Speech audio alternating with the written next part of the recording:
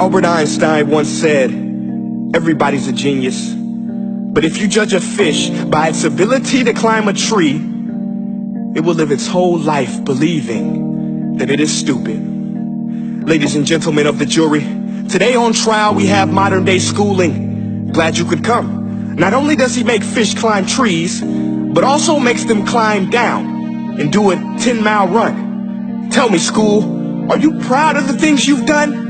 Turning millions of people into robots, do you find that fun? Do you realize how many kids relate to that fish swimming upstream in class, never finding their gifts, thinking they are stupid, believing they are useless? Well, the time has come, no more excuses. I call school to the stand and accuse him of killing creativity, individuality, and being intellectually abusive. He's an ancient institution that has outlived his usage. So, Your Honor, this concludes my opening statement, and if I may present the evidence of my case, I will prove it. Proceed. Exhibit A. Here's a modern day phone. Recognize it? Here's a phone from 150 years ago. Big difference, right? Stay with me. Here's a car from today, and here's a car from 150 years ago.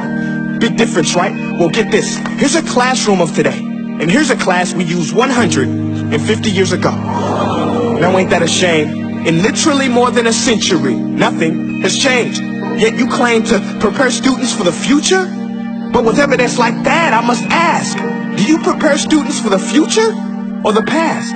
I did a background check on you and let the record show that you were made to train people to work in factories, which explains why you put students in straight rows, nice and neat, tell them sit still, raise your hand if you want to speak, give them a short break to eat, and for 8 hours a day tell them what to think. Oh, and make them compete to get an A letter which determines product quality, hence grade A of meat. I get it. Back then, times were different. We all have a past. I myself am no Gandhi. But today, we don't need to make robot zombies. The world has progressed. And now we need people who think creatively, innovatively, critically, independently, with the ability to connect. See, every scientist will tell you that no two brains are the same. And every parent with 2 or more children will confirm that claim. So please explain why you treat students like cookie cutter frames or snapback hats, giving them this one-size-fits-all crap. Watch your legs. Sorry, Your Honor, but if a doctor prescribed the exact same medicine to all of his patients, the results will be tragic. So many people will get sick, yet when it comes to school, this is exactly what happens, this educational malpractice, where one teacher stands in front of 20 kids, each one having different strengths, different needs, different gifts, different dreams, and you teach the same thing the same way? That's horrific. Ladies and gentlemen, the defendant should not be acquitted. This may be one of the worst criminal offenses ever to be committed. And let's mention the way you treat your employees. Objection. Overruled. I want to hear this. It's a shame. I mean, teachers have the most important job on the planet, yet they're underpaid? No wonder so many students are short-changed. Let's be honest. Teachers should earn just as much as doctors, because a doctor can do heart surgery and save the life of a kid. But a great teacher can reach the heart of that kid and allow him to truly live. See, teachers are heroes that often get blamed, but they're not the problem. They work in a system without many options or rights. Curriculums are created by policymakers, most of which have never taught a day in their life.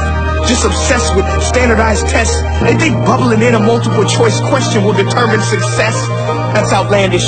In fact, these tests are too cruel to be used and should be abandoned, but don't take my word for it. Take Frederick J. Kelly, the man who invented standardized testing, who said, and I quote, "These tests are too cruel to be used and should be abandoned." Ladies and gentlemen of the jury, if we continue down this road, the results will be lethal. I don't have much faith in school, but I do have faith in people. And if we can customize healthcare, cars, and Facebook pages, then it is our duty to do the same for education, to upgrade it, change it, do away with school spirit, because that's useless. Unless we're working to bring the spirit out of each and every student, give every gift an equal chance. I know this sounds like a dream, but countries like Finland are doing impressive things. They have shorter school days, teachers make a decent wage, homework is non-existent, and they focus on collaboration instead of competition. But here's the kicker, boys and girls. Their educational system outperforms every other country in the world. Other places like Singapore are succeeding rapidly. Schools like Montessori, programs like Khan Academy, there is no single solution. But let's get moving, because while students may be 20% of our population, they are 100% of our future. So let's attend to their dreams and there's no telling what we can achieve. This is a world in which I believe, a world where fish are no longer forced to climb trees. I'll rest my case.